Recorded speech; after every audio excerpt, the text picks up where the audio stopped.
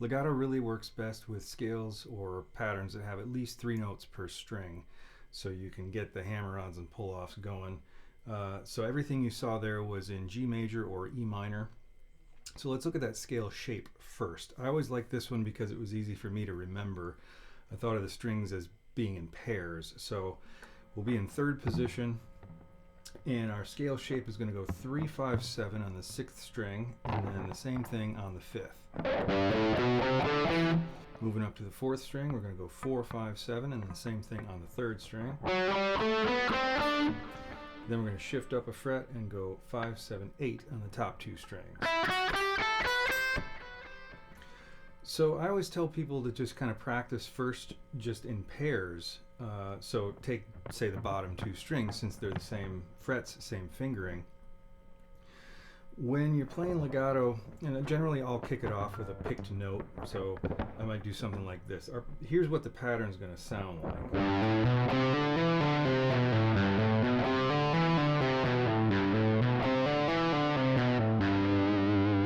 Some people will hammer and pull off everything. I've got a pick to kind of kick things off usually, unless I'm descending, or if I'm going up to a higher string, I'll use my pick for that.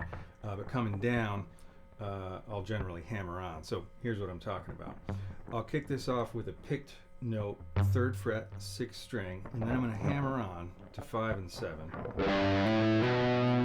Now, then I'm going to go up to the 5th string and do the same thing, 3, 5, 7. I'll pick that 3rd fret note, but you're really shooting for that picked note to be not really any louder than anything else unless you want it to be. So when you're practicing this, one of the biggest things you want to shoot for is to make the notes even in both volume and duration. You can vary that later on if you want, but the hard part is getting them to be even. So 3, 5, 7 on the 6th string, then I'm picking 3 on the 5th string. So I'm going to hammer on to 5 and 7, but then I'm going to pull back off to 5 and 3. So far we have this.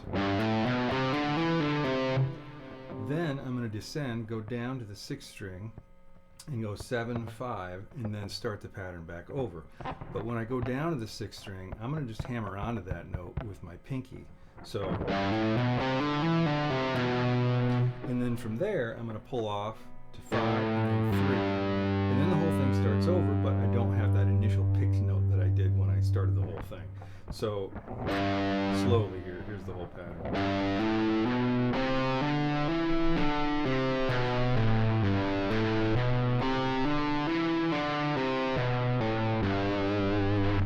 So once I get it rolling, I'm only picking that 3rd fret note on the 5th string when I ascend to that string.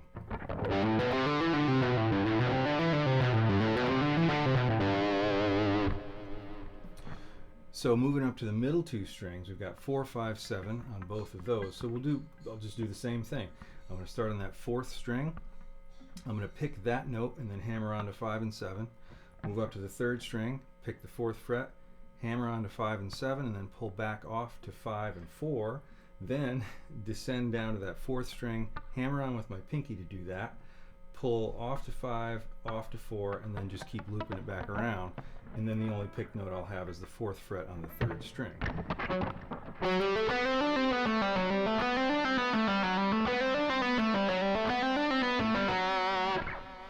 Then same thing on the top 2 strings, but our frets here are 5, 7, 8.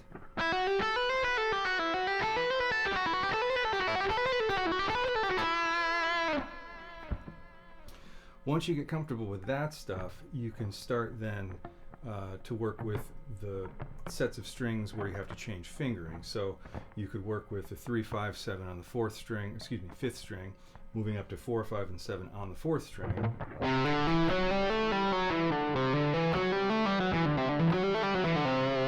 And then similarly, you can do the 4, 5, 7 on the 3rd string, and then 5, 7, 8 on the 2nd string.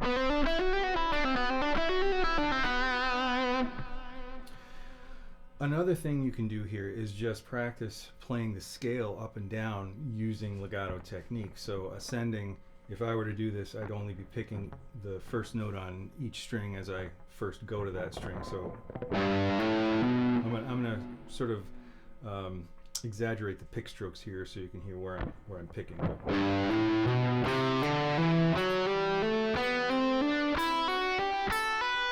And then you could even just loop that around, doing pull-offs on the way back down.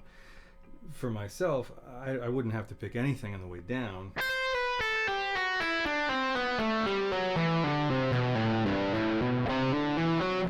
And then I'm only picking, once again, ascending to the next higher string.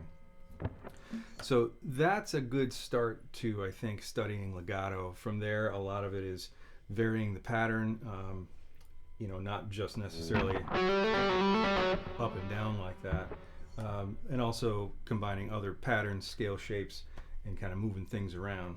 Go ahead and check out the rest of my channel, and feel free to contact me if you're interested in private lessons at davekosla@outlook.com.